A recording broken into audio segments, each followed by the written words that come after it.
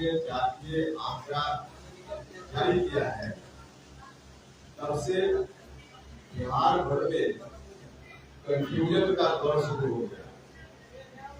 चारों तरफ लोग शंका में है, डाउट में है, कैसे इस तरह का आंकड़ा सरकार ने प्रस्तुत कर दिया। सरकार ने आंकड़ा जुटा कहां से लिया, जबकि मेरे गांव में कोई पूछने भी नहीं आया। आज तक किसी कर्मी ने कि आप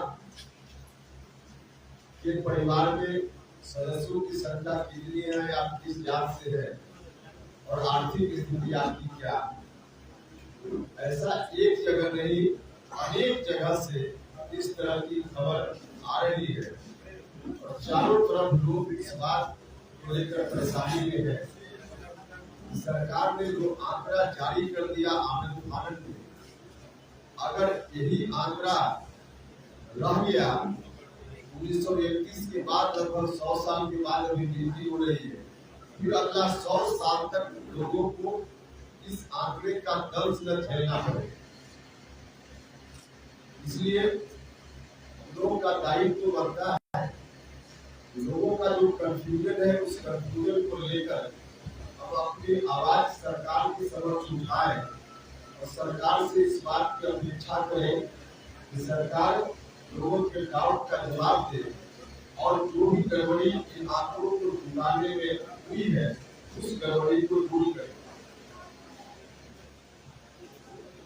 और जो डाउट की बात है किसी एक जात या किसी खास जात विशेष की ओर से नहीं है, कई जातियों की ओर से है और उसमें खास करके जो कमजोर वर्ग के लोग हैं उनकी ओर से गंभीर सीरियस डाउट है।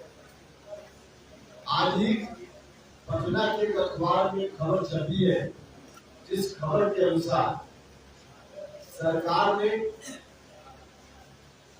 2015-16 में कुछ जातियों का आंकड़ा जुटाया था। अलग अलग कारण से सरकार जुटाती है, उन कारणों से कुछ जातियों का आंकड़ा सरकार ने जुटाया और वह जाति है बहेलिया, चंद्रवंशी और माली।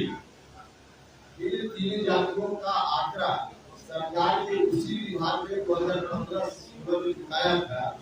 सामान्य प्रशासन विभाग, जिस विभाग ने अभी जातीय सर्वे भी कराने का काम किया, सामान्य प्रशासन विभाग के द्वारा उस समय जो आंकड़ा जुटाया गया उसका विवरण मेरे हाथ में है। उसके अनुसार बहेलिया जाति 2015 में 67,535 की संख्या थी, बहेलिया जाति 2015 में। और अभी जो आंकड़ा जारी हुआ है उसमें 8,026 और सरकार भी 2015 में कर रही है उनकी रिपोर्ट के अनुसार बहेलिया की संख्या 67,535 और आज सरकार का दूसरा आंकड़ा कह रहा है कि इनकी संख्या 8,026। ठीक उसी तरह से चंद्रवंशी, जिनको कहीं कहीं पहाड़ भी कहा जाता है, इनकी संख्या 2015 में 30,32,800, 2015 में इनकी संख्या 30,32,800 थी। सरकार का ही एक आंकड़ा कह रहा है और अभी का आंकड़ा सरकार का है कि 30,55,644, 9 लाख। इतने ही दिनों में इनकी संख्या कम कैसे हो गई।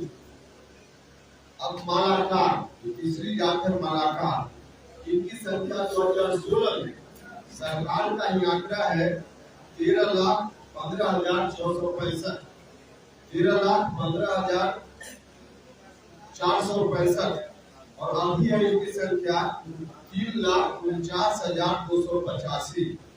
अब बताइए 2016 और अभी 2023 मालाकार की संख्या उस वक्त से अभी 10 लाख कम कैसे हुई। यह तो सरकारी आंकड़ा है उस वक्त का और आज का। अब इसके बीच क्या अंतर क्यों इस तरह का है, सरकार को जवाब देना चाहिए। यह जो रिपोर्ट है, दोनों रिपोर्ट अपने आप में विरोधाभासी है और बाकी और दूसरे लोग भी जो परेशान हैं उनकी परेशानी का भी वजह है। अब सरकार का कहना है कि जात की गिनती उन्होंने बताई है और सरकार अब कही कि आर्थिक सर्वे भी हमने कराया है, आर्थिक सर्वे करा लिया है, आंकड़े हमारे पास आ गए हैं, कुछ दिनों के बाद उसकी रिपोर्ट हम जारी करेंगे। सरकार का ऐसा कहना है। जब सरकार कहे कि आंकड़ा जुटा लिया, कैसे जुटा लिया?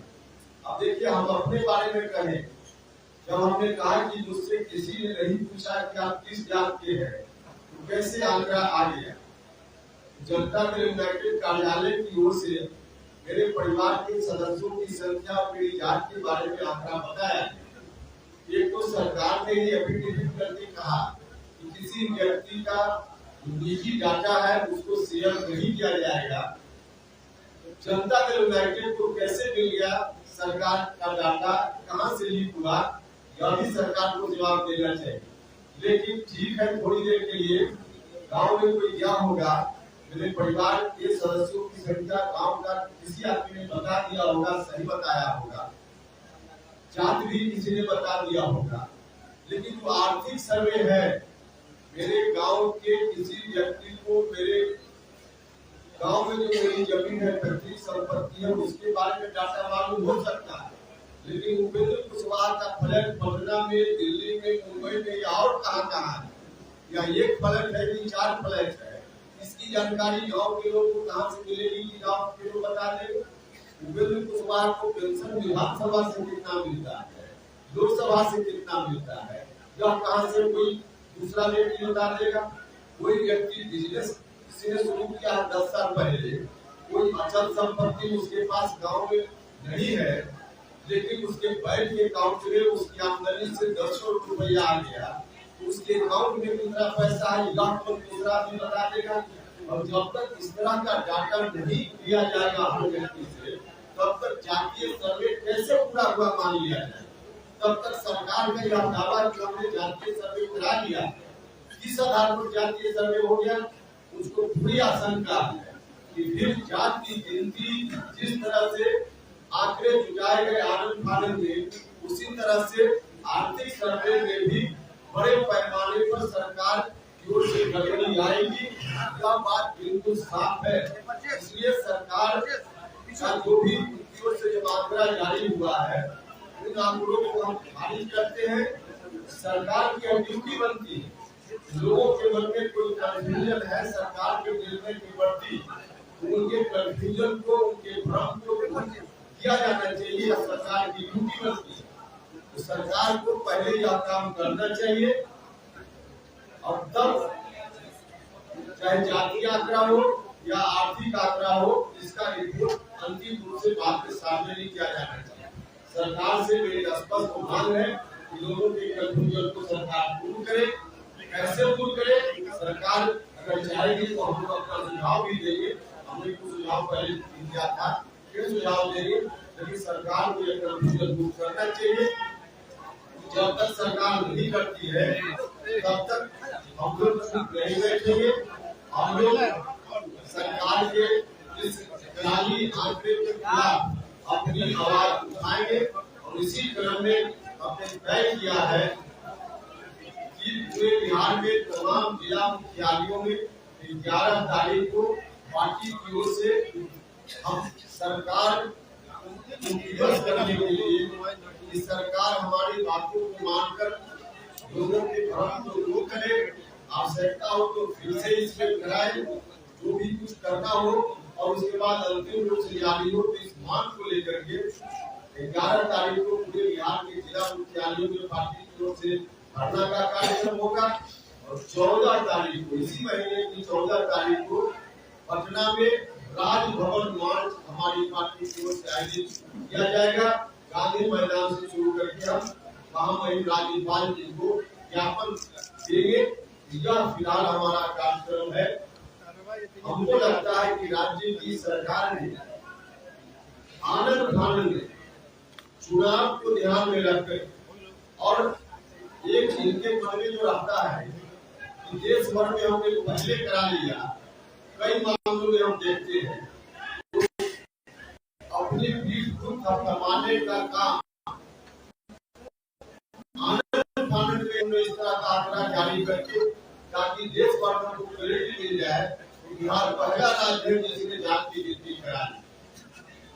ध्यान सीधे चुनाव है, राजनीतिक लाभ है, कहीं से जनता का लाभ इनके इस काम में बिल्कुल नहीं है। इसलिए इस तरह का आंकड़ा जारी हुआ है। यह आंकड़ा पूरे तौर पे जाली है, फर्जी है, घर में बैठकर बनाया गया आंकड़ा है, लोगों के बीच जाकर बनाया हुआ आंकड़ा नहीं है। इसलिए आंकड़ा सही नहीं है। हम लोग तो पहले से इस राय दे रहे हैं। हमारी पार्टी शुरुआती दिनों से इस राय की रही है जात की गणना होनी चाहिए, न सिर्फ एक राज्य में बल्कि देश के स्तर पर जात की गिनती हो। हम लोग मांग करते रहे, यह मांग हमारी आज भी है। और राज्य की सरकार जाली आंकड़ा जुटाकर कही कि हमने करा लिया, इसको हम लोग नहीं मानेगा। आपका सवाल यादव ने कहा है कि अगर आंकड़ा को बढ़ाना है कुमार जी ने अपने जाति के